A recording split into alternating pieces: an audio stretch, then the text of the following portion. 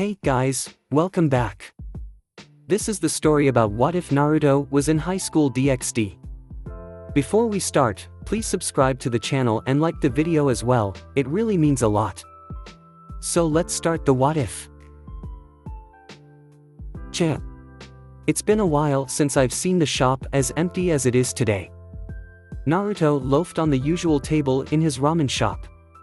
Besides him was Dirt, who as always, was sipping on his cup of coffee and reading a newspaper. Matsuri was in the kitchen, packing up the remains of today's still plentiful stocks. Issei hadn't come to the shop immediately after school, so he probably got caught peeking and was given detention. It really is rare. I've never seen you having 2 or 3 customers a day since Matsuri-san started working here.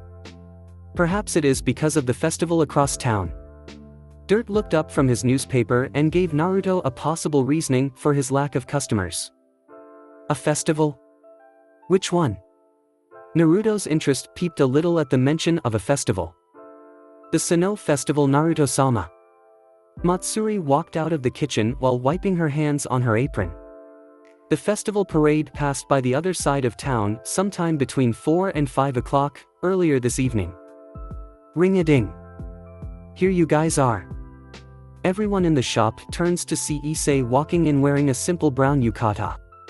I didn't see any of you guys at the parade, so I figured you'd be here. Aren't you going to the festival? Issei asks while looking at the undecorated group. Why'd you figure we'd be at the parade? Naruto asks the teen in the dark brown kimono and sandals.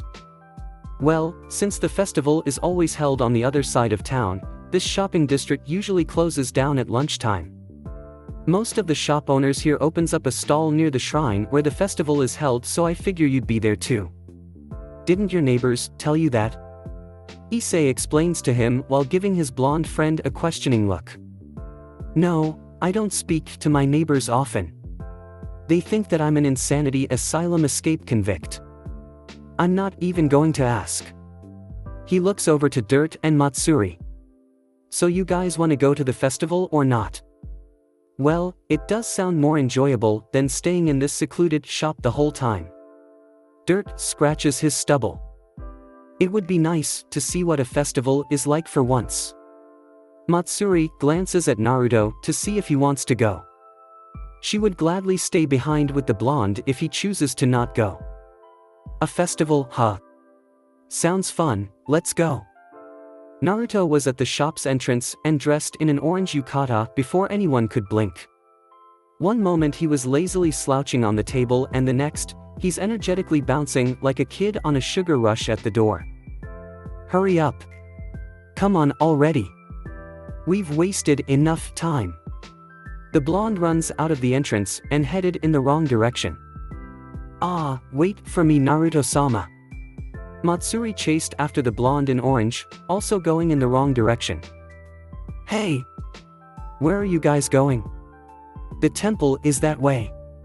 Issei bounds out of the shop and tries to get their attention. He ended up having to chase them while yelling, "Wrong way." Ah! The blessing of youth. Dirt walks out the shop last and locked the door for Naruto.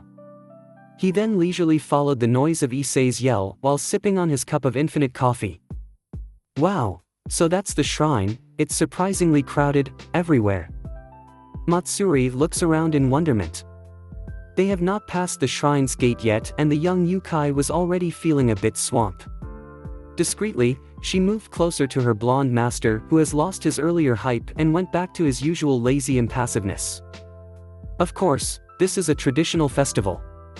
Practically every neighborhood is here. Issei answered Matsuri's silent question while weaving through the crowd. Though I honestly have no idea what this festival is celebrating, I can definitely say I know some awesome food stands. Ah, if youth keeps up like this, our honorable olden traditions will come to an end. Dirt contemplates aloud while actively doing his best to keep the group together. Because it's so crowded, everyone needs to make room for each other to maneuver. Dirt took it on himself to maintain the group within a close enough distance to where they can locate each other by sight or voice. I wonder if they have ramen here. Naruto asks a question with enough volume to reach Issei, the makeshift guide to the festival for the group. The ramen chef looked around some of the stores near the shrine but found nothing of interest. There were a few toy shops and a couple of kimono rental, but nothing that really connects with the blonde. If you want ramen, just go home. Issei deadpants at his blonde friend's obsession to the noodly treat. I think they sell yakisoba at the stands in the shrine's Naruto-sama. Matsuri suggests as she continues to stick near the blonde. Everyone, we've passed the front gate. Gather up or you'll get lost. Dirt comically inputs as they walked under the red wooden shrine gate and into the temple ground. Pfft. We're not kids, Dirt. I don't think we can get lost even if we want tea. Before I could continue his retort to Dirt's advice, a sudden crowd appeared out of nowhere and passes through the gate just after them. Like a certain comedic scene that tends to show up from time to time in some dating sims, Issei, Dirt, Naruto, and Matsuri got separated, each member dragged off by their own little crowd. Seriously? What the heck? Was all that Issei could yell aloud against the physical embodiment of the humorous force acting imposingly to his words. In an act of defiance, he reached past the barrier of his little crowd in order to grab onto one of his friend's hand. He managed to grab onto a soft, effeminate and yet somehow manly hand. Feeling like he already knew whose hand it was from his sense of touch, he pulled the hand and its person out of both their respective crowds. Not wanting to be dragged around by mysteriously illusional crowds again, Issei wasted no time to get out of the entrance area and paced quickly to the temple area, all while not letting go of Matsuri's hand. Phew, I think we're safe from that mysterious crowd now. Issei relaxed himself after making it to the stall area, which is too disjointed to have mysterious crowds appearing without him noticing. Hey Matsuri, did you see where the other two went? He turned around to ask his silver-haired friend when he widened his eyes at the person he saw instead. The person is blonde and has blue eyes. The person is wearing an orange outfit. The person has a droopy-looking stare aimed at Issei. The person is, however, not Naruto, or his strangely realistic disguise, Naruto. The person is female. Her ponytailed blonde hair is a paler and more ethereal shade of blonde than compared to his friend's. Her eyes, while blue, is leaning more towards greenish, and the blank stare that she was giving to Issei seemed more natural due to the lack of light flecks reflecting from her pupils. Her body is beautifully curved and much more natural than compared to his blonde friend's proportionally outrageous disguise. The girl/young woman before him is extremely charming, and someone he does not know, and he's still holding her hand. Ding! I'm sorry for dragging you around like that. Quickly letting go of the strangely manly hand, Issei backed away from the blonde beauty and bowed his head to a near 90-degree angle. He held his head like that for another few seconds before raising it again to look at the girl. She had a knuckle in front her mouth, as if to cover up whatever sound she was making, and she was shaking from what seems to be laughter. Yes, that is definitely laughter she's trying to cover up. Wah! Fooled ya. The blonde whispered in a low volume while giving Issei a shit-eating grin. It took the brunette a few seconds to process the words, another few seconds to understand its meaning, and a few more to recognize the originator's voice. Naruto. Dirt. He saw the crowd coming from behind them and made to warn the group, but they didn't heed his warnings. Issei-kun seemed to have had a smart aleck answer readying for a mission when the crowd made impact. As expected, the little group was splintered apart. He managed to sidestep the crowd and dodged the wave, but the others weren't so lucky. He saw Issei dragging Naruto away to the stalls, and Matsuri getting dragged towards the praying ground. Ah, it looks like I managed to lose them anyways. Oh well, we'll probably meet up again. Let's see, where's the coffee stand around here? The middle-aged man sighed as he blended into the crowd while sipping his coffee. Matsuri. She managed to finally escape from the bondage of the crowd too late. Looking around, she couldn't find a trace of her master's incandescent blonde hair. Wilting noticeably, she begins her trudge back to the temple grounds entrance in hopes of finding her lord when she notices something in her hand. Confused as to when it had gotten there, the silverette opens a letter in her hand. In it were 100,000 yen and a note that states, Looks like we got separated, sorry Matsuri. Here's some money, enjoy yourself. I'll meet up after a bit, hopefully with the others as well. Have fun. Ahihi, Naruto-sama. What did you expect me to do to be putting in so much money? She giggles a little at her chosen lord's antic before taking him up on his offer and walked to the stall area to enjoy herself. Naruto and Issei. Oh, come on. Don't be pouting, it doesn't fit you. Naruto said to Issei as he bit on his candied apple. Besides, I would have thought that you'd get used to this by now. He looks over to the pouting Issei, who's questioning his sensuality. The brunette keeps muttering something on the line of, it's a guy, it's a girl, the guy's a girl, and the girl's a guy. In the back of his mind, Naruto decided to hold back on messing with his henge technique for a while. It wouldn't do if Issei were to start suspecting every hot female he sees and interacts with as a certain blonde in disguise after all. Oi, stop muttering already. Didn't you want to enjoy the festival? Here, eat this. Naruto gave Issei a slight scowl and shoved a cotton candy he got earlier into Issei's hand. It effectively snapped the brunette out of his trance as he confusedly looks between the sugary treat and his blonde friend. Ah, thanks. Issei gave his thanks before joining the blonde in eating the treats while walking around the stall area. Huh, this is pretty good, where'd you get it? He finishes the cotton candy fairly quickly and asks Naruto, who finished his candied apple at the same time. A few stalls back. The guy gave it to me for free when I gave him a cute smile. Naruto flashed Issei a cute smile that had previously enraptured many stall owners. Issei mentally admitted that he would have also fallen for it too if it was not for the wielder's confession. You dress like that to get free food? Issei deadpants at Naruto's strange habits and its reason. The ninja excuse was random enough to fit Naruto, but dressing up to get free food sounds a bit too much for the blonde. Nah, I do it to mess with people. Spook them a little and make them double think themselves. It's hilarious. The blonde openly responds to Issei's deadpan. He didn't miss the brunette's flinch as the boy thought of his situation. Catching a whiff something good smelling from nearby, Naruto grabbed Issei's arm and led him to the smell of more delicious, and most likely free food. Hey old man, can I get 2 of that serving? Naruto calls out to the stand owner who was concentrating on making his takoyakis.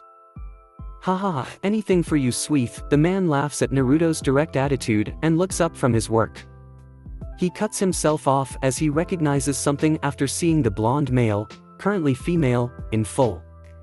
The man squints his eyes and took 2 noticeable whiffs of air before he opens them again in surprise. Uzumaki-san, is that you? Naruto took his turn scrutinizing the man. He seemed familiar but the blonde couldn't quite put a finger on it. Flashing his chakra to activate his chakra sensing thingy power, trademark, a certain group clicked into his mind. Ah, you're the one of the scouts. Bingo. And in one try too, good job Uzumaki-san. Here's a prize for naming me right on the first try and almost fooling me with your disguise. The scout/takoyaki stand owner handed Naruto his order of 2 boxes of takoyaki. How'd you see through the disguise?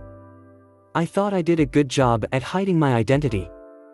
Naruto accepted the box offerings and handed one to Issei, who wasn't paying any attention at all to the conversation in favor of ogling a pair of cute girls walking by.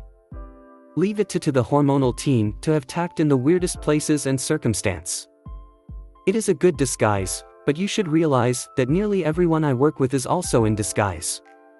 I have a way of telling what's underneath a physical mask. The man tapped his nose while filling out another order for the customers that was behind Naruto. So you're showing the young one the culture of Japan? I would be if we didn't get separated. Naruto stepped out of the way as the scout handed the customers behind him their orders. Hahaha, crowded temples tends to do that to people. The man laughed aloud and splatters some more of the batter onto the hot pan. If you find her though, lead her to the back gates over there by the temple ground. She's living in the human world, but that doesn't excuse her from having full enjoyment with our side of things. Who knows, maybe she's already there. Will do. Thanks for telling me. The blonde nodded to the suggestion and walks off, dragging Issei along by his yukata's collar as he wears a perverted smile from seeing an accidental panty flash. The blonde flashed his chakra once more to use his chakra sensing thingy power, trademarked to locate Matsuri. She was on the other side of the stall area, at the gaming stalls.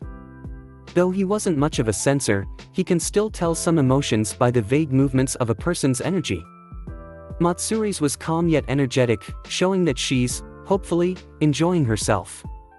Glad that his sort of roommate is having fun, he walks to the gate that the scout had mentioned before.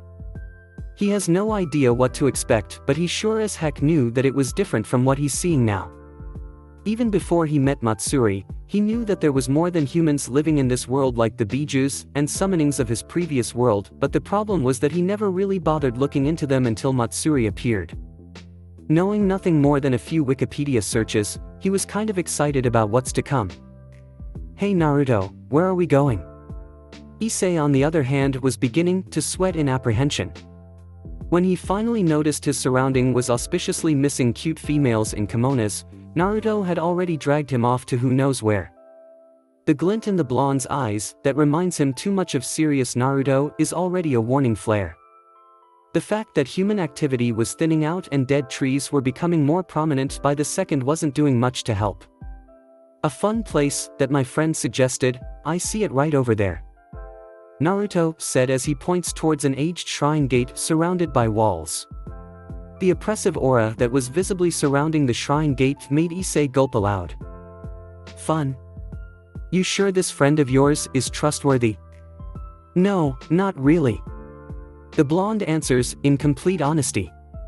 If this was an attack, he'd just either kick some ass or, Kyubi Hirasihin, out of here. He's not that worried, unlike his profusely sweating friend whom he's still dragging around.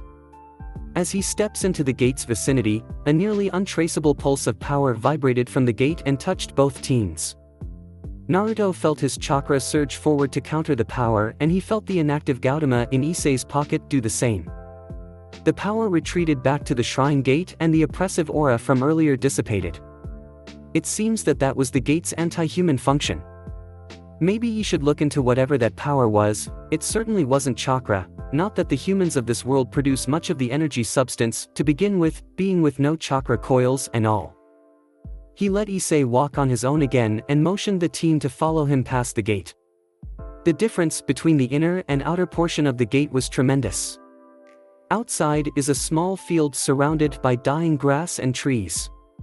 Inside is a bustling festival that's even more hectic than the one outside. Stalls surround shops that were surrounded by yukais, some in their full yukai form while others, still human form, crowding everywhere. Wow, since when did they make a costume area here? Figures that your friend would be into cosplaying. The brunette boy said as he whistles and gives the cross-dressing blonde a grin. It's impressive that he's never heard of it before, but that's probably because he didn't know the right people to talk to.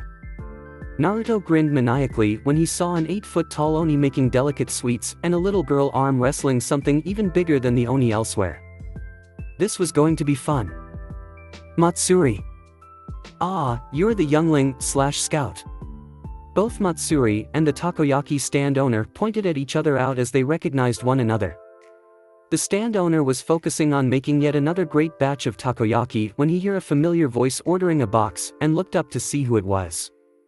Matsuri was finishing with raiding the gaming stalls and getting some great prizes that Naruto-sama would have enjoyed when she got hungry and decided to get some takoyaki. So the boy still hasn't found you, huh? The man packs up some takoyaki into a box and shuts off his grill. He hands Matsuri the box filled with takoyaki. I trust that Naruto-sama will find me sooner or later. Matsuri accepted the box and reaches into her sleeve to get some of Naruto's fund. The man stopped her by saying, "No need, that one's on the house. I'm closing down anyways." Really? But it's still so early. Nah, I am moving on to my main job. Hey youngling, mind answering some question? The man walks out the back and motioned Matsuri to follow. Your main job? Matsuri made no attempt to follow the man, but she didn't retreat either. The man was someone that she is well acquainted with, so she can somewhat feel that he won't hurt her. She decided it best to gather more information on what the man wanted to begin with. Yes, a scout, or rather, your scout. It's been a while since I've been stationed here to monitor your activities. Usually, we'd leave it off if the yokai and their host agrees to live together. The situation with you, however, is a bit special. I wish to ask some questions, and maybe answer a few to make my job easier. The scout explains to the cautious girl his intentions and jokingly puts his hands up in the air as if to surrender. Matsuri found the answer satisfactory and begins to cautiously follow the man. They didn't move far, or rather, at all, as they only moved to the back of the stall. Hidden in the shadows of the stall, the scout made a few hand gestures and stuck a piece of paper onto the stall's wall. Matsuri felt a chill crawling up her spine as the air between her and the scout shimmered. She tenses and looks at the man questionably. Don't worry, this is just a barrier to tone down volume inside and keep away curious eyes. You can easily walk out or even scream and people will notice you again. The scout scratches the back of his head and gives Matsuri a disarming smile. It still calmed her, even if by a small amount. Okay. What is it you want to ask? Disregarding her caution for now, she asks the man for his question. The first would, is your host in any way or form hurting you or influencing you to do anything you do not wish to do? The man pulls out 2 folding chairs and hands one to Matsuri. He then sat down on his and pulls out a small journal and began reading from it. He looks up at his interviewer and gives an almost apologetic smile. Sorry, it's part of the job, even if it's a stupid question. No, it's all right. Matsuri smiles demurely as she slightly relaxes some more after seeing that the man was speaking truthfully, according to Naruto-sama's life sensing lessons. Matsuri taps her chin in wonderment and answers the scout's question. Naruto-sama has been very kind to me. He never asked me to help him with his shop even though I was staying in his house for free. He stated outright that he has connections to let me go wherever I wished whenever I wished, and he even taught me skills that are usually not taught but learnt through experience. Overall, Naruto-sama has been a perfect host. I see, that answers the next question. What's next? The scout pulls out a pen and wrote something down before flipping the pages and writing in it every now and then. He asked her a few more questions such as, would you prefer staying with a yokai family over a human family? And, does he feed you properly? Matsuri answers them all truthfully, and before she knew it, the scout closed his journal and stood up with a relieved sigh escaping his lips. Phew, glad that's done. Thanks for answering the questions, youngling, this'll help me finish off some paperwork much more efficiently.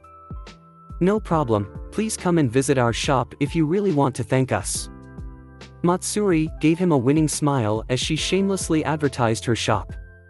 She made to walk back out of the shadows when the scout stops her to tell her something more. Hang on a sec. Earlier, your host came by and showed a certain skill set to me without noticing. I never noticed before, but now that I did, I'll have to report it to my superiors. Tell me, do you think your master is special in any way? Naruto-sama has a bewildering mindset and tends to act very spontaneously. I do not know what you are talking about, but he does seem to be well aware of yokais before I came into his life. At least, that is my impression from his ease with accepting me. Seeing nothing wrong with answering the man, Matsuri replies like she did before, truthfully. I see. Thank you for accommodating me on answering these strange questions. Go back and have fun at the festival. I suggest the 5th stall to the left of here, they have good buttered grilled corn. The man smiles dryly and stalked off into the deeper shadowed areas of the shrine before completely disappearing. Matsuri looks at the spot where he disappeared for a few seconds before returning to the lights while humming to herself. Dirt. Excuse me, do you sell coffee at this stand? Sir, you asked me that not 5 minutes earlier, and 30 minutes before that, we only sell buttered grilled corn here. Damn it. Dirt staggers off again and blends into the crowd to continue his self-appointed quest of finding any drinkable coffee. A few seconds later, a certain Silverette walks by and orders a serving of the corn as suggested from her earlier companion. Naruto and Issei. Seriously, this place is really elaborate. Issei looks around in awe at the stalls and shops they still haven't been to yet. There are so many places that each have their own yukai-related specialty. So far he and Naruto has visited the goldfish scooping stall, which had man-eating fish, the caricature stall, which drew what they look like if they were a yukai. He was an oni while Naruto was a kitsune, the gift shooting stall, which Naruto earned them a pair of authentic hetero-chromatic lizard nude eyeballs, and the sumo stage, which had two really big oni-like men duking it out. This place was freakishly amazing. We've been here for a while, maybe we should go and find the others now. Naruto slurped up some yakisoba noodles while looking around for the familiar gate in which they entered. You're right. Wow, time passed by quickly. Issei pulled out his cell phone to check the time and found that time really has passed by without him noticing. In his moment of procrastination, he displaced his thoughts from being mindful of the crowd and bumped into someone. He fell down and looked up to see a half-drunk man. Watch you goin' brat. The tipsy man glared down at Issei and squints his eyes. He looks over to Naruto and scowls prominently. Why the hell are your kind doing here? Before Issei could react, the man grabs him by the collar of his yukata and heaved him up in an incredible display of strength. The now threatening-looking man made to say something but stopped when a hand grabbed his wrist. Please, let my friend go. In his panic, Issei made a half-turn to see who had said that. He identified his savior as the now-disguised Naruto, glowering at the man who held Issei. The man yelped and dropped Issei on his rear once more before pulling his wrist out of the blonde's hold. Naruto stepped in front of Issei and continued glowering at the man. The man glared at both Issei and Naruto as he rubbed his wrist, and Issei was just confused and scared shitless at the sudden atmosphere of near violence.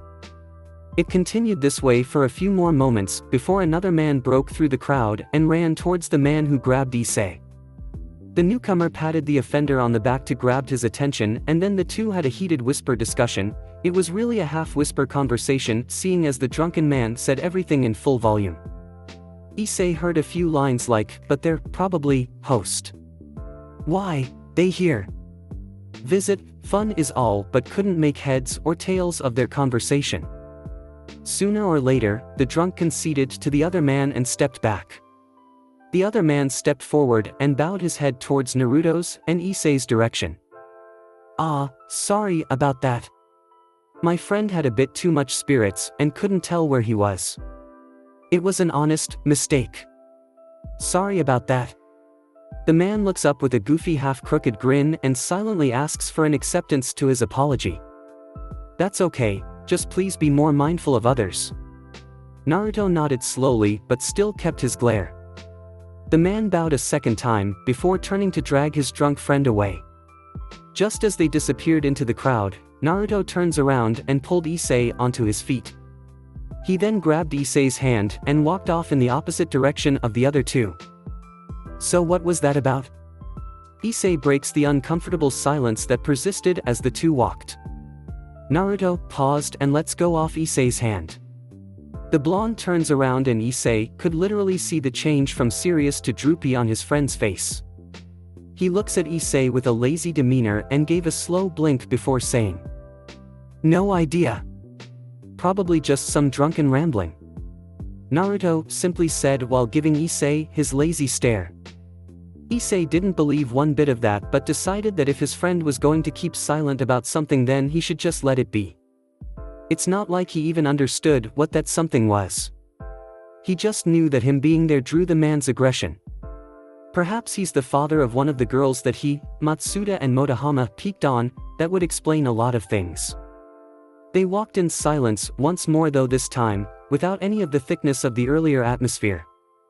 Once they made it past the worn gates from earlier, they walked to the stalls area. Naruto turned his head a few times as if to look for something and Issei followed along.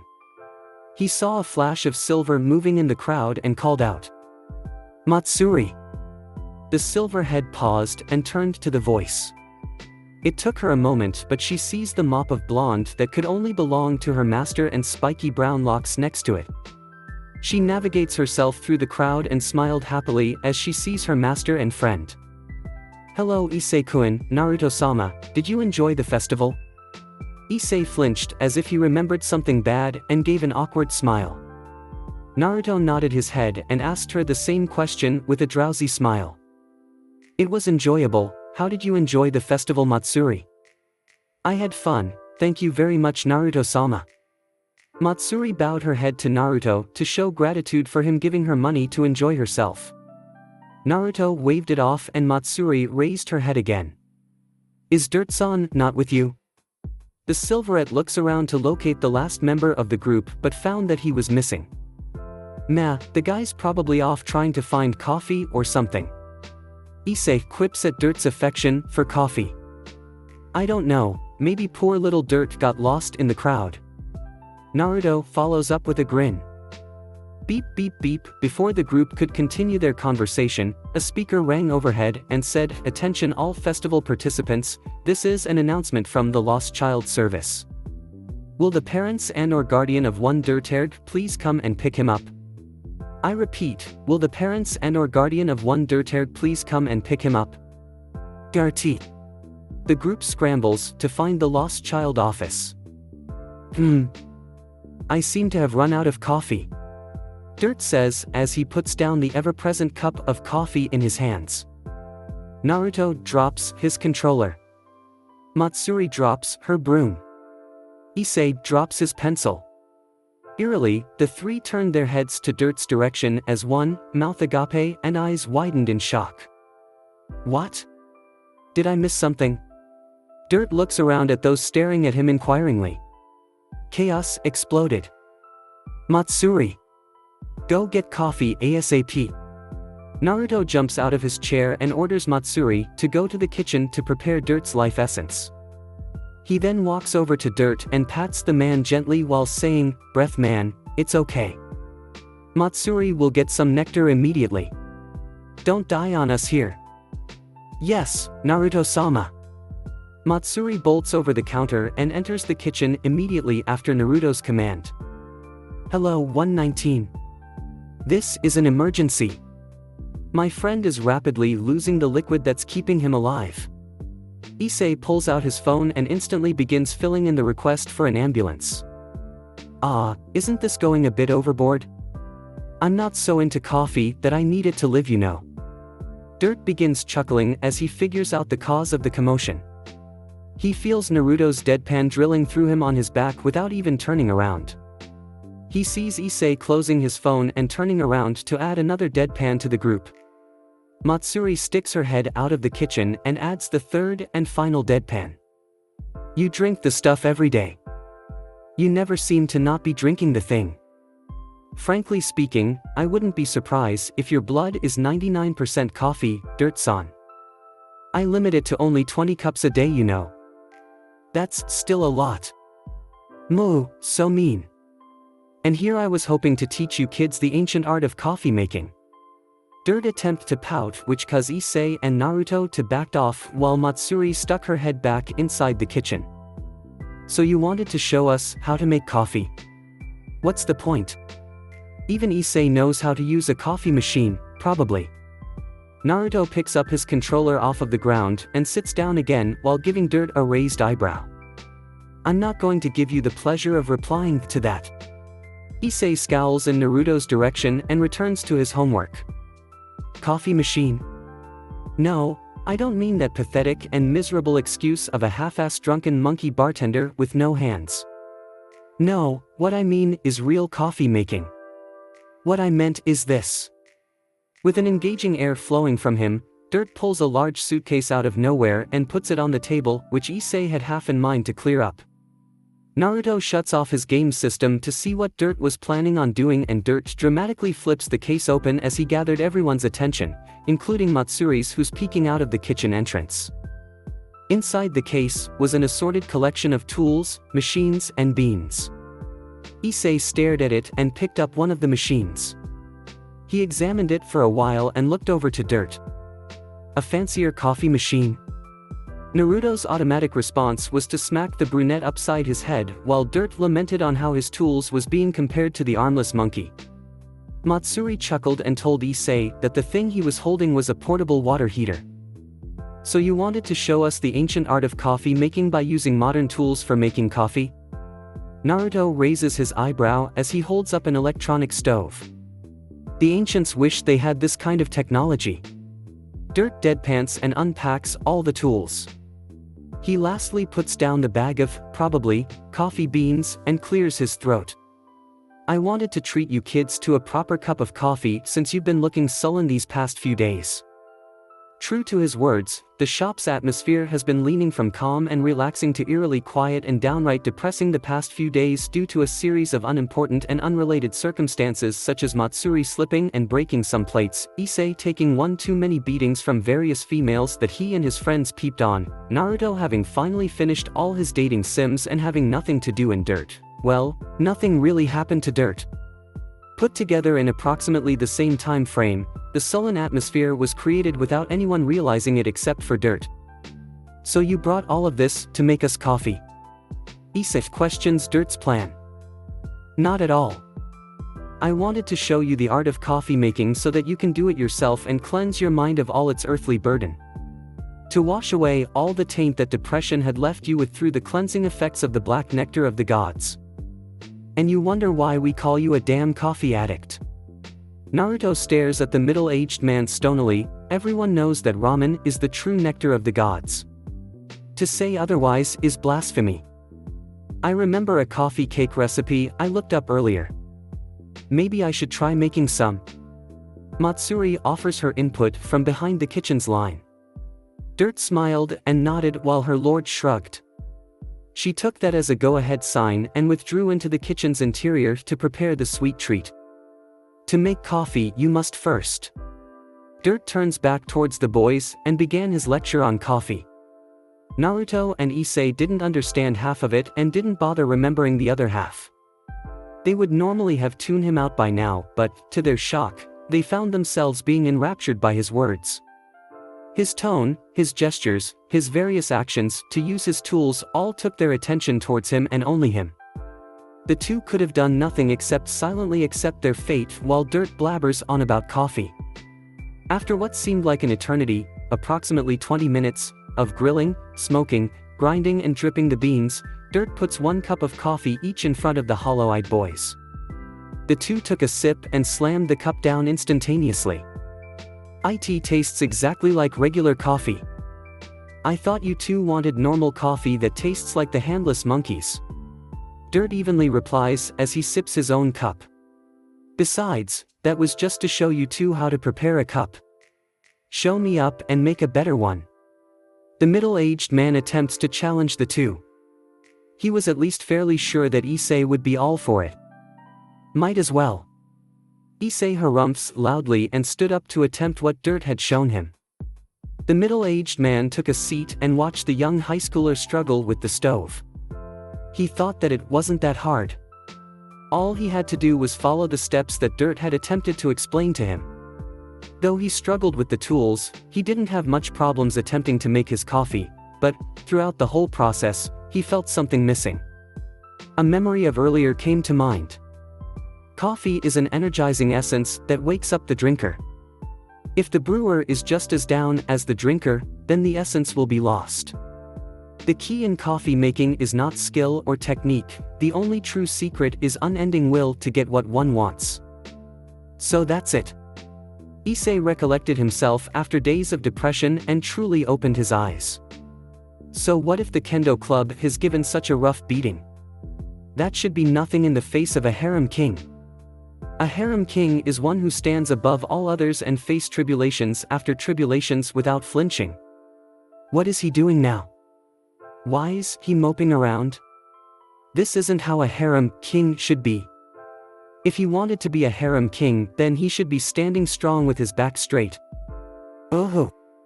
The brunette abandoned his earlier attempt at coffee making and begins to redo his work with renewed vigor.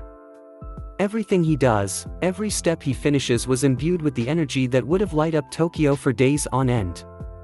From the roasting to the grinding and even the brewing, the boy did everything with absolute confidence and energy. Dirt smiled at the boy as he figured out what the middle-aged man was trying to do. Naruto perked up with interest as his previously lethargic friend suddenly brimmed with energy. Order up.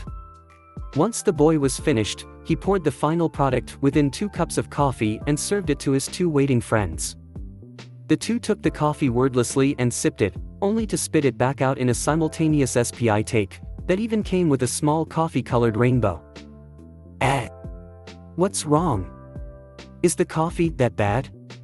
Issei was taken aback at the reactions of his friends. Sure, it might have tasted a little off, but isn't that a bit much? The hell is this, goat's milked? Naruto squints his eyes and looks at his cup suspiciously. No, this subtle taste, it's like goat's milk, but it's different, this is breast milk. Dirt declares after taking 1 or 2 more cautious sips. What are you 2 going on? Issei furrowed his eyebrows at the 2's answer and poured himself a cup. Much to his dismay, the cup that held what looked and smelled like coffee tasted like very nutritious milk. The hell? Wait a sec, if this is breast milk and Issei made this, doesn't that mean that we're drinking? Naruto didn't need to finish his sentence as everyone in the room shuddered and came to one conclusion. Issei, never make coffee again. Sir, yes sir. Good, let's move on and forget that this event ever happened. Dirt attempts to get his mind off of the taste of Issei's breast milk. He gestured in Naruto's direction and said, Naruto-san, why don't you give it a try?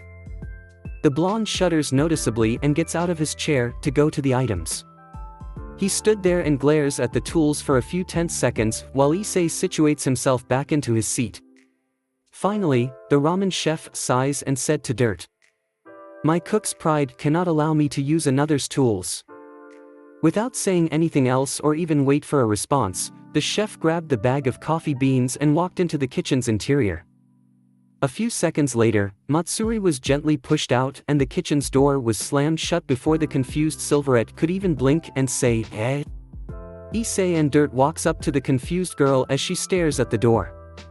The 3 stood in silence, prickling their ears against the wood to hear what the blonde was planning, and then withdrew as one when a loud clang crashed from inside.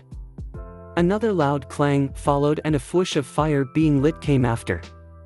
Soon, the kitchen became a cacophony of sound and all those who were outside thought one thing. Is he making ramen? 5 minutes passed and no change happened to the situation.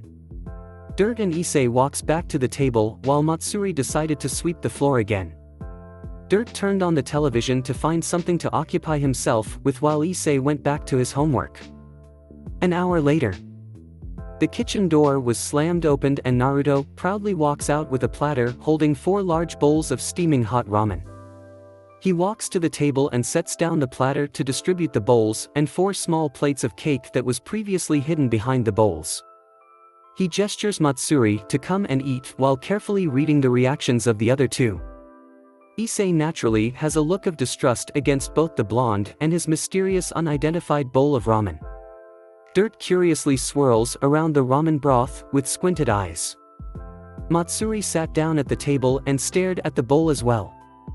Naruto took the initiative to show that the noodles weren't poisoned and ate first. Matsuri followed in afterwards and ate it with a surprising amount of gusto. Dirt shrugged and followed soon afterwards and slowly ate. Issei gave in last and ate the noodles. Everyone had a varied look of enjoyment to their bowl of noodles. Naruto, like everything else that involved the word ramen, finished his bowl and cake in 30 seconds flat. Dirt, who looked like he ate slowly, finished next and slurped up the remaining broth with zest. Matsuri was the third to clean off her bowl and cake with a contemplating lick of her lips. Issei finished last as usual and sat his bowl to the corner. The 4 sat in silence once more, each one taking up their own thinking pose. So? How was it? Naruto leaned back on his chair so that he can get a good read on everyone. The others gave his question some thought and it was Matsuri who answered first. I liked how you instilled the essence of the kitsune ramen into my bowl. The flavor of your dark coffee broth went well with the erratic combination that the kitsune special had to begin with. The cake that was supposed to sweeten the taste bud against the bitterness of the coffee only went to emphasize the multiple combination levels of the saltiness and sweetness within the bowl. It tasted surprisingly well for such a strange mixture. As always, Matsuri gave a lengthy description of what she liked about the ramen to boast Naruto's confidence level. Though not as descriptive as Matsuri-san, I thought that you handled the flavoring of the dark coffee beans quite well. To bring out its taste and natural sweetness with none of the bitterness is quite something. Dirt gave his approval after Matsuri finished. It tasted good. Issei, the ever-flatulent food critic that he is, said after everyone finished. Naruto nodded at each of the critics that his ramen got.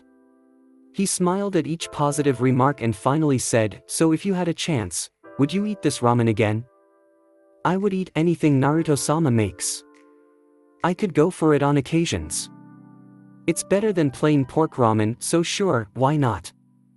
"Great. Then you can help me finish off the other 7 experimental pots." Dirt and Issei immediately made a run for the exit. He said that they got in line early.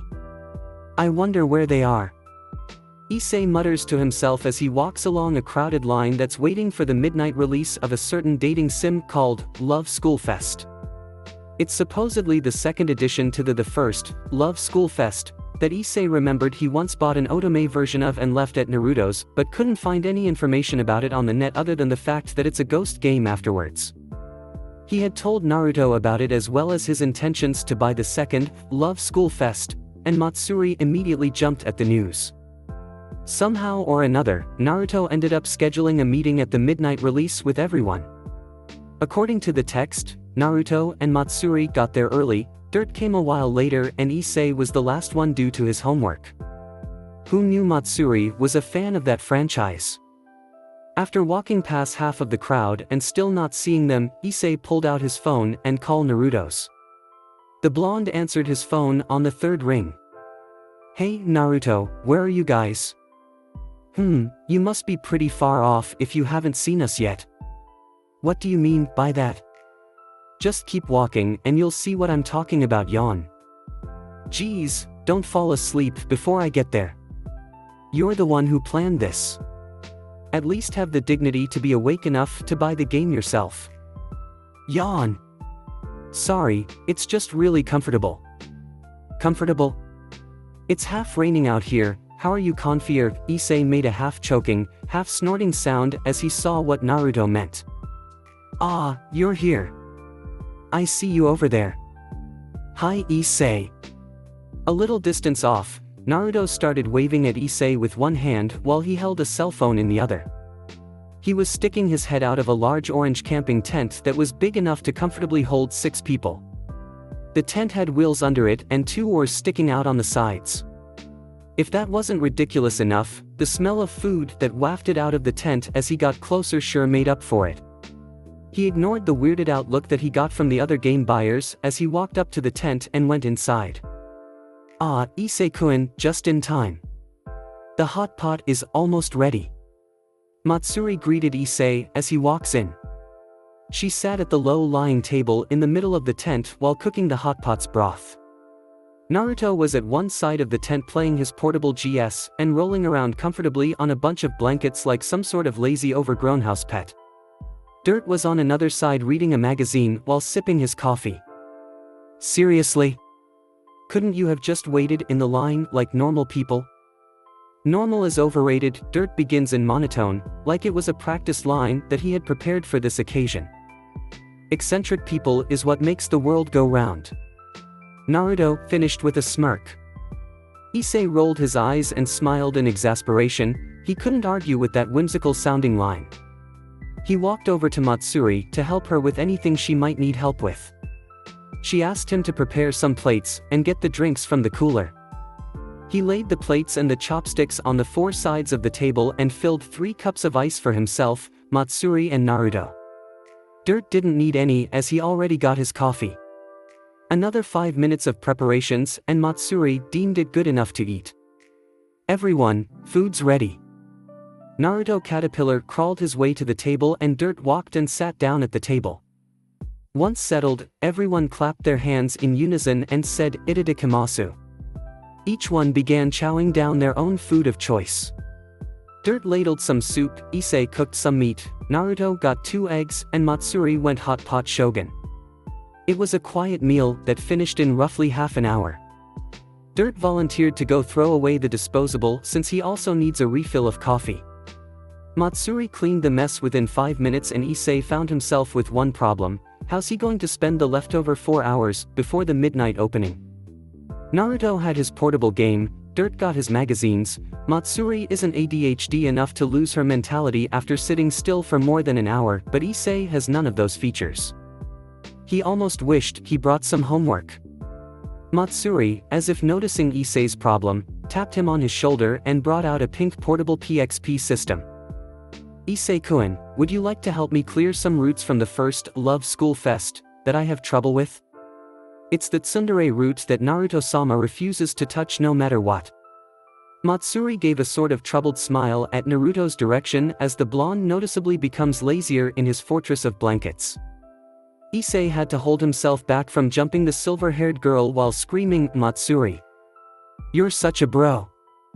5 minutes into game on the tsundere route was all it took for Issei to nearly throw the PXP out of the window hole.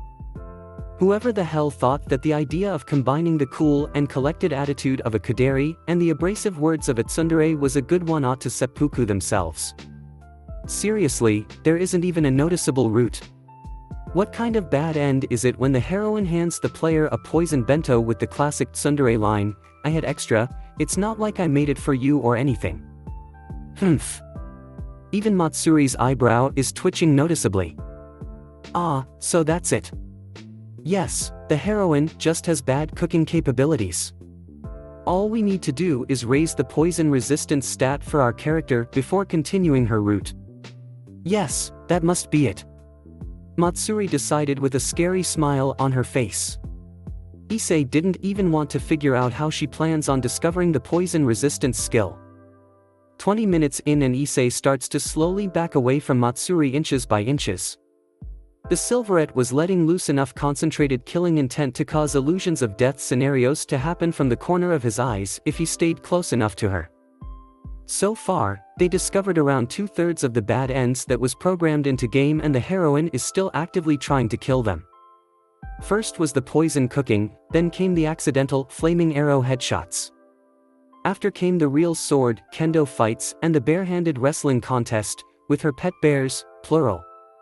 The latest attempt that ticked Matsuri off extra hard was the Hyorin, accidentally, dropping a pot of steaming hot ramen broth onto the main character from 8 buildings up. 40 minutes into game and Naruto joined in. He gave the tsundere one look and said, "Creepy ass Uchiha bastard." Though neither Matsuri nor Issei knew what an Uchiha is, they both nodded in yes when they registered the emotions behind his voice. Naruto really did throw the PXP out the window hole when he saw the travesty she did to ramen. Dirt walked in a moment later, rubbing his head and giving the group a raised eyebrow while waving around a pink PXP. The group silently crowded Matsuri as she continued to play. 1 hour and 62 bad ends away, the group cheered as the tsundere finally admits that she likes the main character's hardiness and occasional company. They groaned again when she drugs them and sold them off to some shady black market. Make that 63 deaths. 30 minutes after the first hour, Naruto, following Kurama's advice, discovers the hidden immortal skill that was a major part of the tsundere route. The only way to get it though was to save the world from space invading aliens while playing in AF**NAL fantasy-like setting. The group groaned some more and Naruto said the thing that was in the group's mind. Who allowed the idiot that wrote the game script for School Love Fest to write the tsundere route? 3 hours and 50 minutes into the game and everyone half-heartedly cheered aloud again for defeating the third and, hopefully, final boss to finish the tsundere route. They then quickly braced themselves for the death that is to come following anything that is good within the tsundere route. After 5 seconds of dialogue and no sudden death, the group relaxes by a tiny fraction and pressed on. Thank you for freeing me from the curse that has rid my mind. Though, don't let it get to your head either. It's not like I like you or anything, humph. The in-game tsundere said after kissing the main character on the cheek. Ah, finally, something that's normal. Naruto basked in the normalness of the scene that played out before him. Finally, we finished this game fully. Matsuri puts down the PXP and gives a wistful smile at it. It felt good to finish one of her sister games, even if it wasn't School Love Fest. Hahaha, the anxiety of the game shaved off half of my coffee cup. That was truly a mind-boggling game. Dirt laughs and leaned against the tense wall to relax. Wait a minute guys, there's still some more text after the ending credits. Issei told his friends and clicked the go button. Though, that doesn't mean I won't kill you now. Teehee. The ending credits was dyed in the blood of the main character and the screen showed the familiar bad end text that everyone knew by heart. Everyone held a shocked face for a few seconds before screaming aloud, "Damn tsundere," just as the midnight bell rang for the opening of the second Love School Fest. Incidentally, and much to everyone's horror, the second game was held in the future of the first game and had the tsundere as the mother figure. The first 3 minutes were filled with blood and bad ends. Thanks for watching. I hope you enjoyed. If you enjoyed this what if and want to see next part of it, comment down below and let me know. Also share this video with your friends. See you in the next video. Peace.